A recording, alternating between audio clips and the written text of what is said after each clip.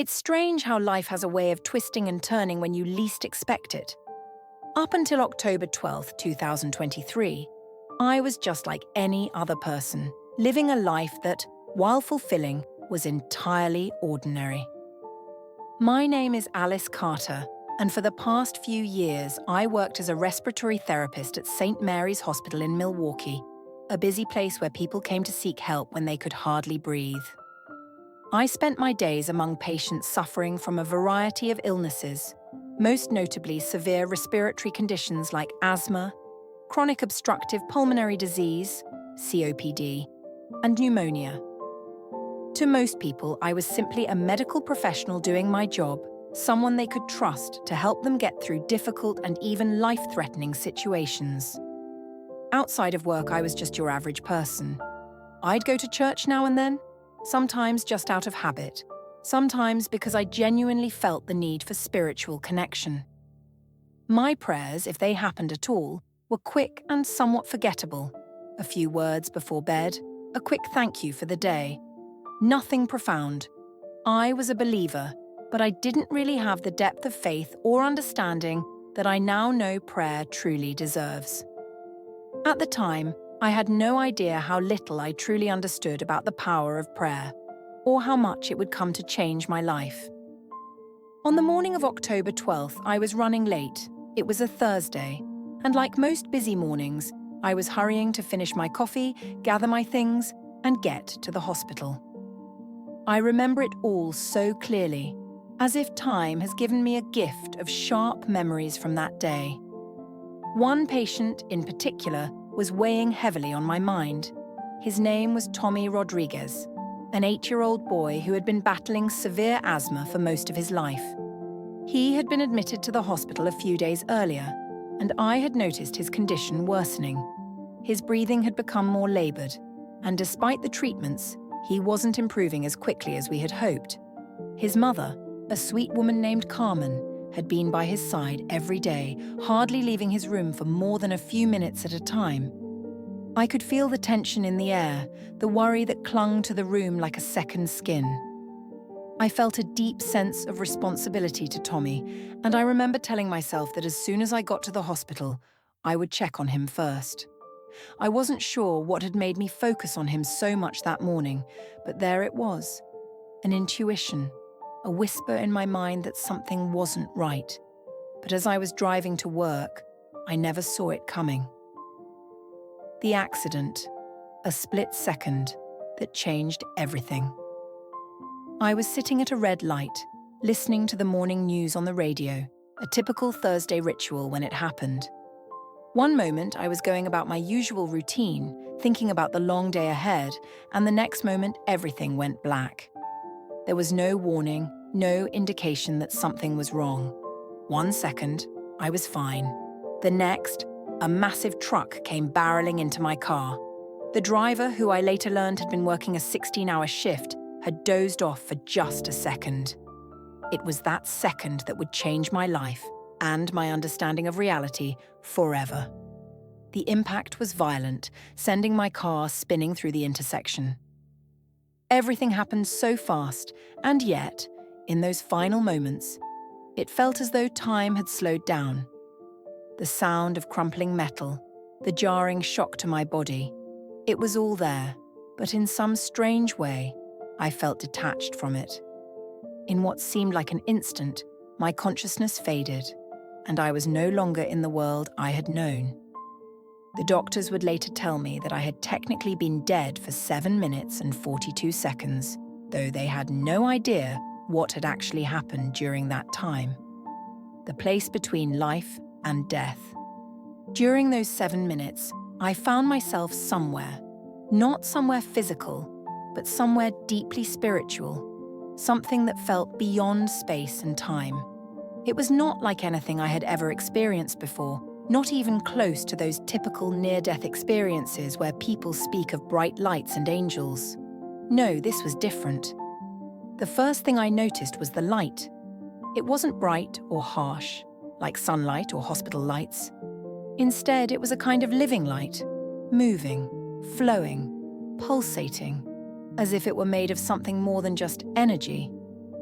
It surrounded me, not in an overwhelming way, but gently, like a breeze you can feel but not see. At first, I didn't understand what I was looking at. It was almost like being underwater where everything feels both distant and yet, paradoxically, more vivid than ever before. The light was moving in ripples, like the way sunlight dances on the surface of a lake. But these ripples were not random. They had a purpose. They were flowing in different directions, converging and diverging in intricate patterns that I could almost follow but not entirely comprehend. And then it hit me. I was looking at prayers. All of them. Every single prayer being said anywhere in the world. And they weren't just words floating out into nothingness, like I had always imagined. No, these prayers were real. They had form. They had substance. And they were alive. I know how this must sound. If someone had told me this story before it happened to me, I would have thought they were either lying or had watched one too many Hallmark movies. But here I was, seeing it for myself. These prayers were like streams of light, each one distinct in its color, size, and intensity. Some prayers glowed golden, others green, blue, or even purple.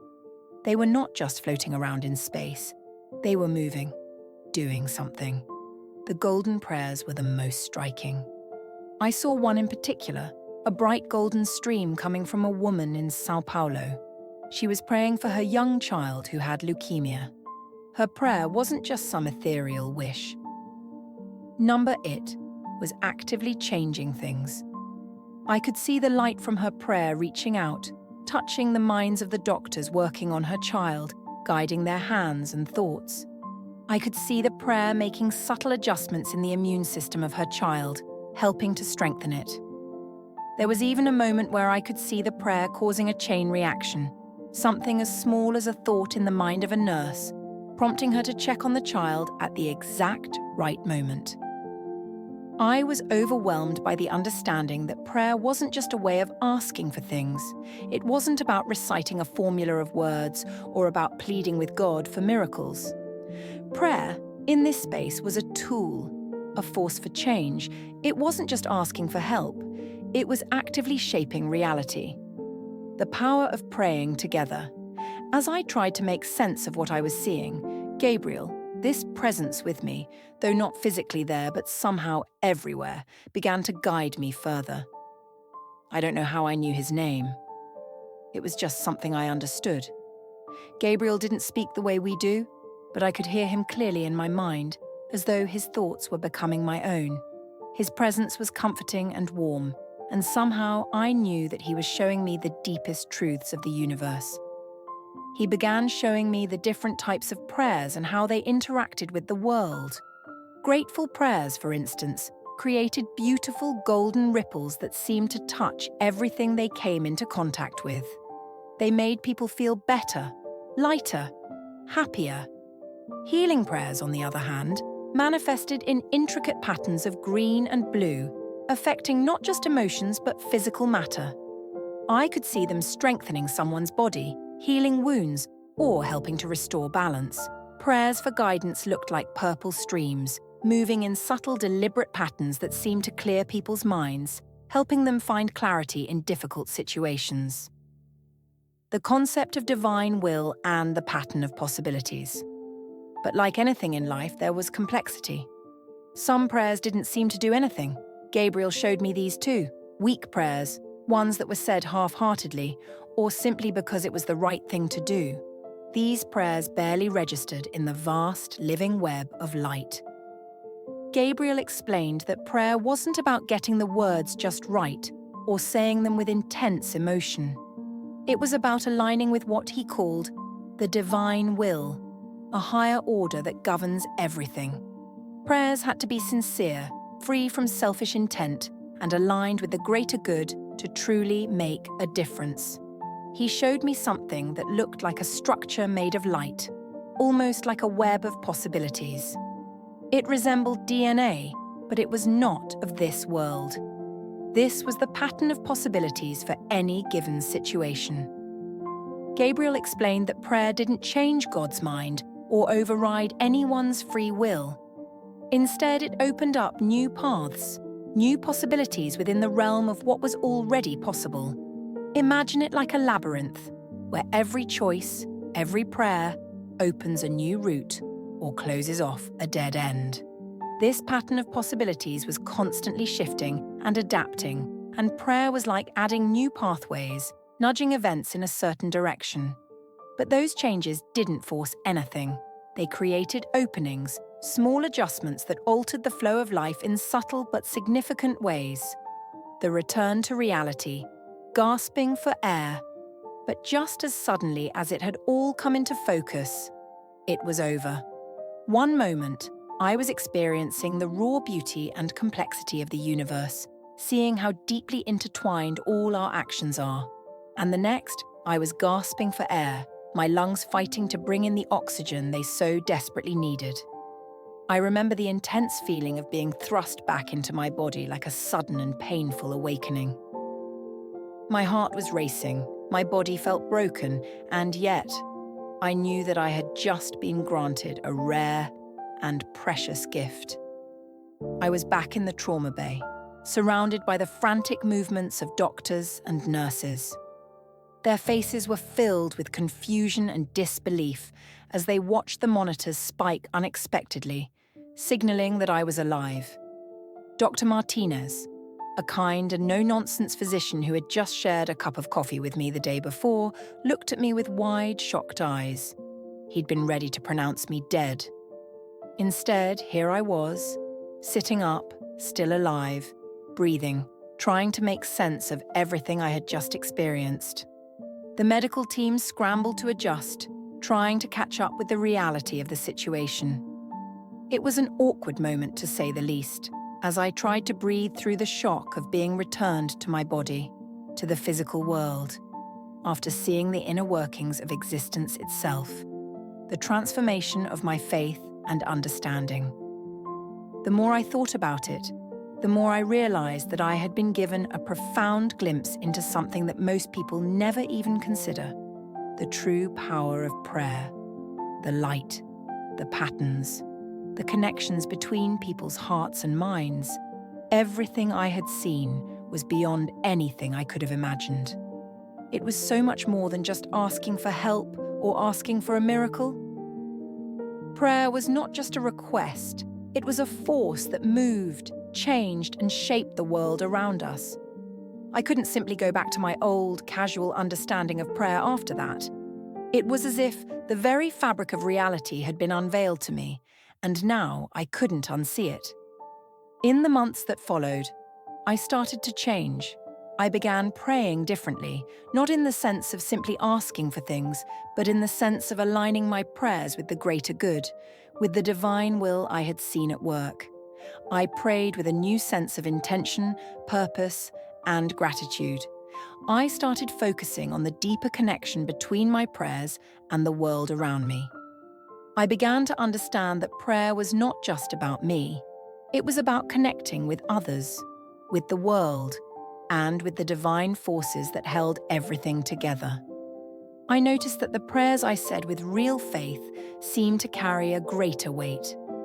When I prayed with a pure heart, when I prayed for the well-being of others without selfish intent, I could feel the energy of those prayers weaving through the world, making subtle changes, opening new doors, and creating ripples of healing and understanding. But it wasn't just my own prayers that changed. I started to notice the impact of prayer on the people around me. I had always known that people prayed for each other in times of need, but now I could see the tangible effects of those prayers. At the hospital, I began to share some of what I had learned with my colleagues. I didn't tell them about the strange light shows and cosmic patterns I had witnessed. That would have been too much for anyone to grasp. But I began to talk about how prayer could work more effectively, how aligning our intentions with divine will could bring about real change, a new perspective on life and healing. I'm not saying that prayer is magic or that it can fix everything. Not at all. I've seen too many things in the hospital to know that life is unpredictable, and sometimes, despite our best efforts, things don't work out the way we hope.